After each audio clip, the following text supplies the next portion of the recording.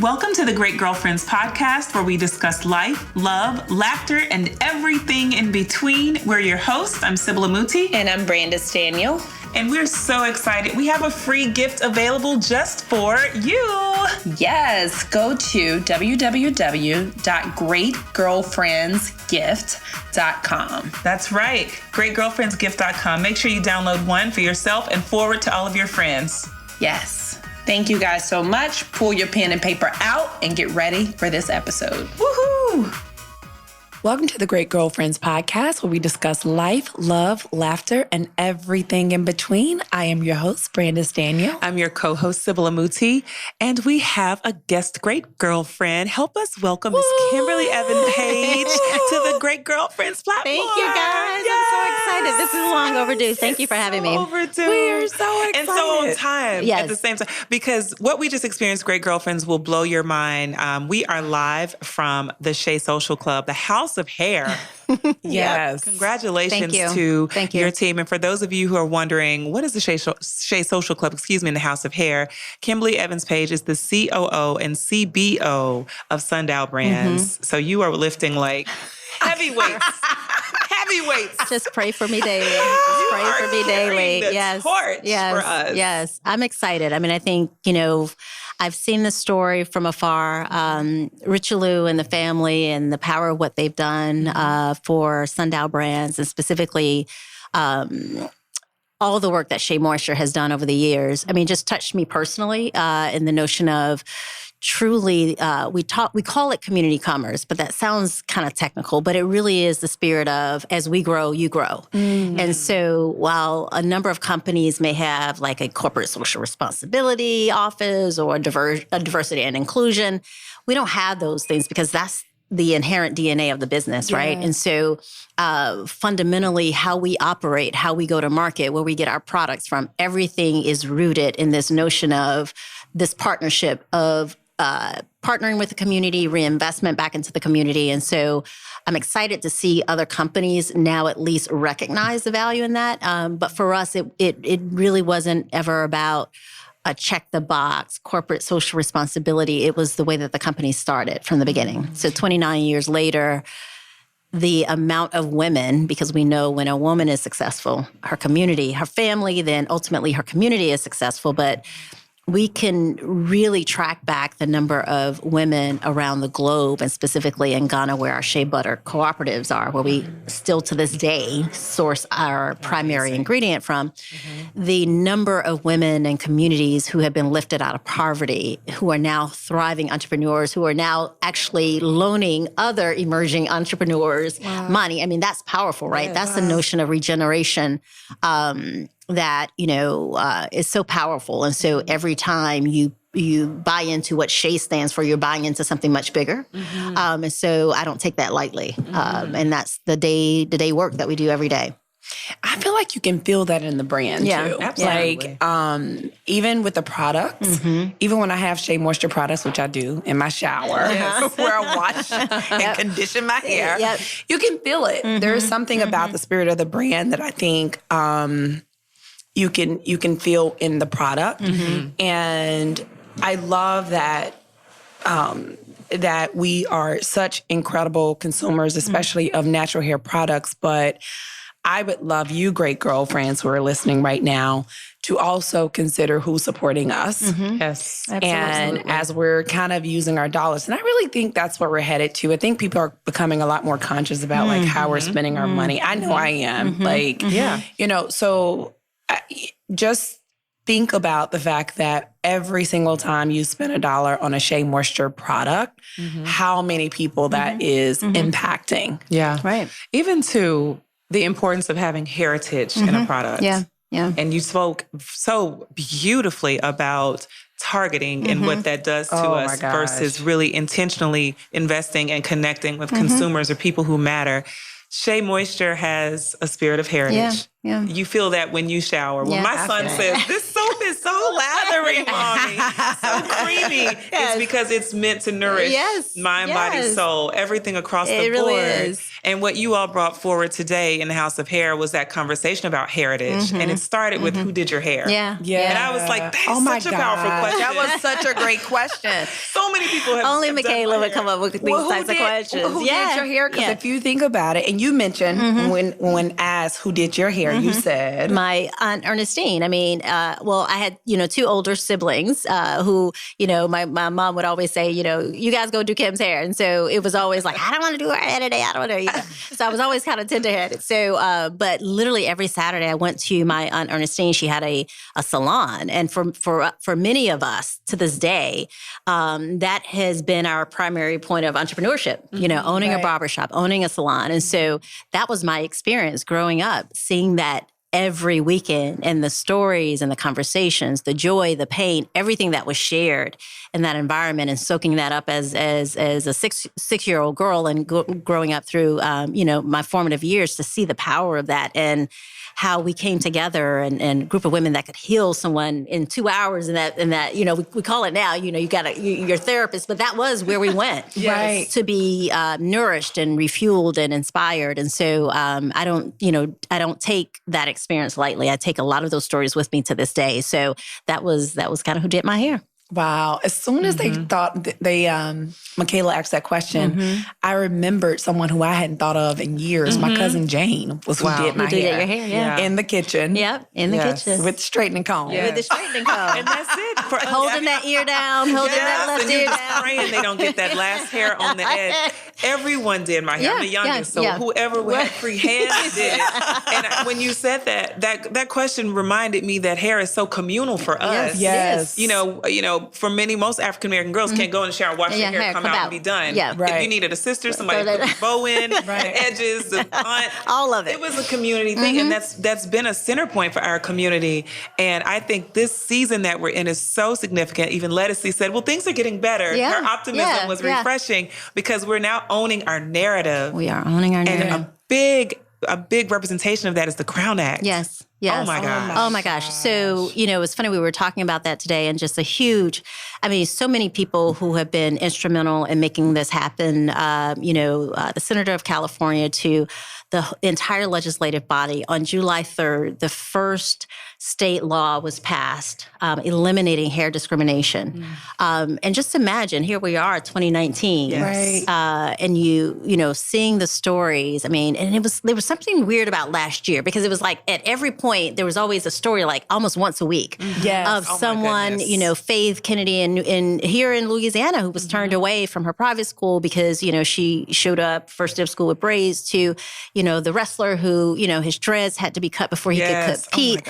And so, this notion of something that naturally comes from your body, and how someone can take that as to say that you now no longer have access to education, or you no longer can work here because your locks are viewed as unkempt, and all those things. And so, super proud of the work. Huge shout out to AC Eggleston Bracey, who is the Chief Operating Officer for the North America Personal Care and Beauty Division at Unilever, who really just got behind this, and just, again, so many people who were instrumental in getting this passed.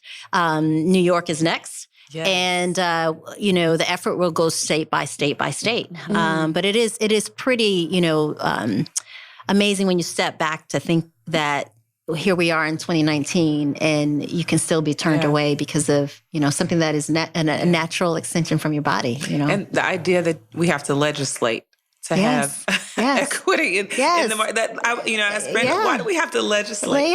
Why can't we just respect one another with our differences, and want women to be able to take ownership of their identity without it being something that is a microaggression for someone else? Yeah, no, for sure. It's very frustrating. The stats are alarming. I mean, it really is. It's real. So, again, I think when you find yourself in these rooms and in these environments, and this is the work that we have to do. Right. This is the meaningful work. And so, I often talk about, living with a big M or marketing with a big M. And that is, when you do something that's meaningful and it matters, you move the cases, right? So my orientation is, let's do some meaningful work. Yes. And if the intention is right, people will buy into it because I do think that there is a level of consciousness that is increasing. Absolutely. And I know, you've done, Brenda, such an amazing job even within the fashion space, around that notion of supporting, African-American designers. And so I'm excited because I know that this is not a trend, and I don't think we can go back. And so imagine the upside of what's going to happen when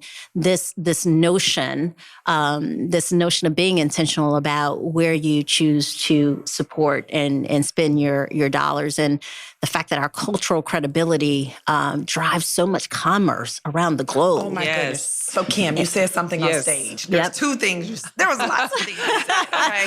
But there were a couple things where everybody in the room went, okay. One of them was ROI, and the other was the Zulu term. Yep. Can you first break down ROI for us? So in any business environment, big or small, right, you want to get a return on your investment. And many, many years ago, way back in my Coke days, I saw this notion of the power of our culture. And I started to have these stories about ROI specifically for African Americans was this notion of the return on influence. Because generally once we get behind a brand or a business, I mean, it just takes off, right? Because, we are consumers. We have a degree of, we're thought leaders, trendsetters. Right. And when we kind of step up and say, you know what, this is hot, or this is something that I'm going to support or the larger community supports, it's almost like you don't even know what happened. All of a sudden, this thing overnight just hits, and everybody wants it because we put the stamp on it. Yes. Right. And so when I talk about a return on influence, is that is what we as a larger community can do, right? The connection back to that was because of that, companies know the value of that.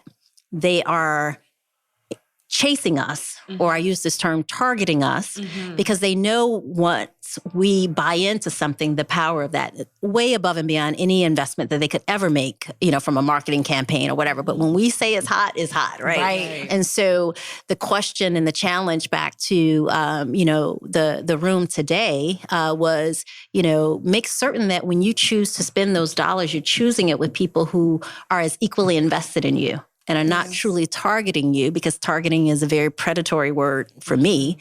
They're targeting you versus truly inviting you to participate in the brand in a meaningful way. And I think you can easily spot the differences between the brands that do it right. I call them culture vultures. They are. They're just trying to get the lowest common denominator, and then that's what's supposed to be hot. And so I think the good news, which is why I'm so excited about, the younger generation, because their antennas are so sharp and they get it immediately. Right. Whereas before, we kind of grew up in the whole notion of the marketing hype of things, right? And so I'm super excited about the consciousness that's being done. And I, so I'm inspired, but the thought was, have a level of expectation where you choose to spend your dollars and your time and be very intentional about that. It's like when you go into a room and the whole room is talking about targeting African Americans and nobody in the room is African American. Right. You're like, well, what happened? I've been on so many of those calls where I'm just like, and they're clueless. It's a waste. Or they'll bring one person in the room that has zero power or influence to sit at the table, so that at least when because I was often, on the client side of it, and I was just like, well, how do you know? What is the real innate understanding that about these consumers and us as what do we care about? Right, and so it was like, we're going to do a focus group. And I'm like, well, if you go into a focus group, you way late. Like, you don't know, right? And we're not singular in the way that we think, move, and live. And a reflection of that is when a company understands heritage. Yes. When a company sees us. And when a company understands us, they're able to speak to us in a way that speaks to complexities and differences and diversities. Absolutely. And that's the difference that we see. It's we don't have one skin, we don't have one hair. Absolutely. But there's so much that is about us, women of color, that's similar. So Sybil and I went to a retreat earlier this year, and we were able to meet these women from South Africa. And we had this very honest conversation at a table. You guys, great girlfriends, you remember Samke, who was on the podcast. And at this table, we started to break down the stereotypes we had about each other. Yes, we did. Powerful. When I tell you, it was tears, it was laughter, it was all types of emotion at that table, because up until that point, we had these very strong ideas of what we thought about each other. And so I know that you're starting a global conversation to break down some of those stereotypes that aren't true that we have about each other and to bring us together. Do you want to talk about some of the global efforts? So it was funny. We were, the team and I, we were in Paris a couple of weeks ago at the National Hair Academy, and just again, seeing the room, thousands of women from literally all over the world. And I talked about, had very intimate and emotional conversations from women from New Zealand to, Ghana. Just literally all over the world. And the room everybody looked alike, right? And the power of the connectivity that happened in that room, I was, it just kind of moved me. And I just said, we've got to be intentional about trying to bridge this conversation and have it on a global scale, because I think, again, when we come together, it's just, we can do anything. And so I think part of the conversation today was there's comfort in keeping the bridges, right? And keeping us apart and not having more of a global narrative and story. And so I think I'm excited about what it will be and invite the great girlfriends to be a part of it. I don't know exactly what it looks like, but I do know that there's a conversation, a total reimagining of our narrative that needs to be told on a global basis. And it's just interesting because we're all on this journey, but at different phases and points in time. And they, around the world, are continuing to look to us here in North America for, again, kind of, insight, education, inspiration. And so they're watching us, right? And I just think we always have to be, understand that, and they're hungry for more information. And you guys would kill it if you go over there. Honestly, I think that they would just literally, because there's a yearning to come together and be a part of a larger conversation that I think is going to be very powerful. When you said there were 8,500, did you guys say 8,500? That blew my mind. Yeah. I was like, 8,500 women of color from all over the world. Yes. Amazing. In Paris. In Paris. It was amazing. First question is, why wasn't I there? Right. Next year. That's first question. We're IG stalking like, this is amazing. This dialogue is...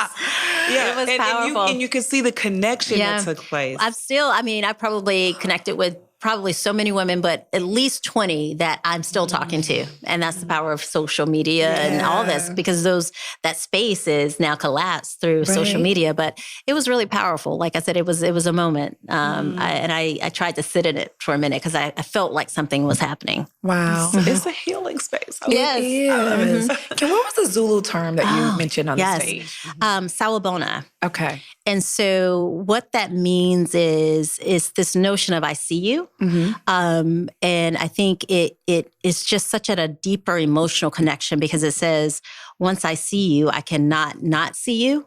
And so no matter what you're going through, your journey, I have to help you get to wherever it is you need to go. Or wherever you want to get to, right? So it is when people say, I see you, or brands now recognize us, that's a very shallow mirror type of connection, right? But Sawubona says, I have to now act. I have to now do something. And so the call to action for many of us, and once I kind of wrap my head around this term, is this notion of we truly live together, and I cannot be okay if you're not okay. Right. And so there's a level of connectivity that, I came back, I just shared and kind of with the team, because it really is kind of what Shea has done over the last 29 years, but I had not heard that term before. And when I saw it and I started reading on it, I was like, wow, this is powerful. So I think that's what we do generally as sisters within your circle, when you can't be okay if your girlfriend's not okay, right? And so you just want to do something and she may say, I just want you to listen, but you're like, but I want to help. I gotta do something, right? I got to do something. And that's the notion of Sawubona. And that is the cultural notion of how the strength of that community comes together, because not one person can be left behind. And no one is successful unless we're all successful. We learned that at Imara when we had the opportunity to speak with Mama Joyce, and she essentially said, until all of us are free, all of our sisters are free, no one's free. There's still so much work. So much work. So many times we sit at home and we think our work is done. But if you step outside of your house and look around and ask deeper questions, you learn that there's more. So for our great girlfriends, we'd love to know from you, from your perspective, because you have a really great global view on what's essential and the bridges that we need to continue to build. And we have listeners from around the world. Yeah. And actually, this conversation reminded me, maybe some of these girlfriends in Sweden are our African-American sisters. Yes. I know. Yeah. We have global listeners, and we assume a certain race. Yeah, and maybe profile, maybe we don't know that part yet. So that, for me, opened up. But what are the bridges that we need to build as sisters, as women, as coworkers, as allies, that will help further this conversation and continue to create tables and safe spaces? Well, I think you guys are starting it, right? I mean, even this podcast alone is helping to bridge those gaps, to your point, right? Your listeners are around the world. I think, it happens in the smallest of acts. So I don't know if it's one big act. I think it's every day being intentional about how you can help and support others. And that's how, for me, even from, hiring to people I want to support in business to everything. So I think it's just this notion of, and I don't never want to be judgmental or blame people, but I kind of say, shame on you if you're in a position of power and you're not, and you can't help and support, then that really means you're not really in a position of power, right? And so, over my career, I've always, got my hand slapped a couple of times, but that was just my orientation. Like because generally we were always amazing and 10 times better than anyone else at the table. So why not support and why not bring others along? And so for me, there's no joy in, being at the table by myself. Yeah. Right. And so I think it's the smallest of acts. I really do. I wish I could sum it up in a bigger, more meaningful statement and ask. But I do think that at every point in time, and for me in the corporate arena, if I need something, that's my orientation is to first look within my community. Yeah. First, right? Not as an afterthought, not, because I'm trying to, check a box around tier 1, tier 2, tier 3 spending, because we don't even think about it like that, right? So, and so I think if it becomes just a way of being, like imagine the power of that, right? Yeah. So that's what I would encourage, your listeners, just the smallest of acts to the largest of acts. Take that moment to try to be intentional about supporting one another. Because we are so much better together. Oh, my gosh. I see you. I see you. Brings that term alive. Yes. And I think that is a bridge builder. When you said it on the stage, I looked at Brandis and I was like, that's it. Yeah. That's it. That was everything. Yeah. No. Essential. This Essence Festival, Great Girlfriends, we've talked about it before on the podcast about the family reunion aspect of it, and to sit in a space and have these essential conversations. Hopefully for those that were not able to be at Essence or not able to, or unfamiliar with Shea and were not able to see the House of Hair, they can take these essential pieces and make conversational moments at home and really start to plug into what is necessary and that petition, the Crown Act, and put the voices behind it, because we're going state by state, right? So everyone's needed. Yes. Yeah.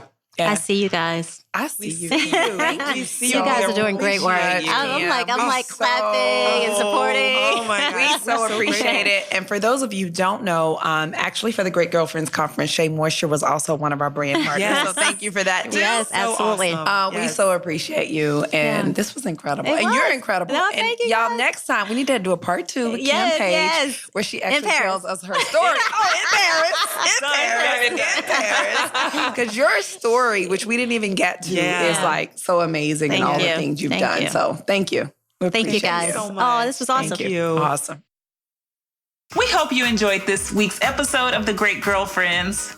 Yes, if you enjoyed this episode, please share this with 3 of your great girlfriends. Absolutely. And make sure you jump onto iTunes right now and leave your review. Let the world know how you feel about our 5-star show.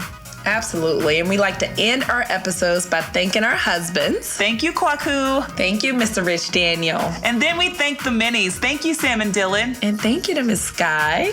And thank you, Great Girlfriends, for trusting us as your go-to source for everything life, love, and laughter. Make sure you listen each Wednesday on iTunes, Stitcher, Podcast Bean, Podcast Republic, iHeartRadio, Spotify, and every other podcasting service. Yes, and please check us out on our social. You can follow us on Instagram, The Great Girlfriends, on Twitter, _Great GFS, on Facebook, The Great Girlfriends. And please do join our Facebook group with over 16,000 great girlfriends. Yay! And that is The Great Girlfriends. Awesome. Make sure you post your questions online, share with your friends.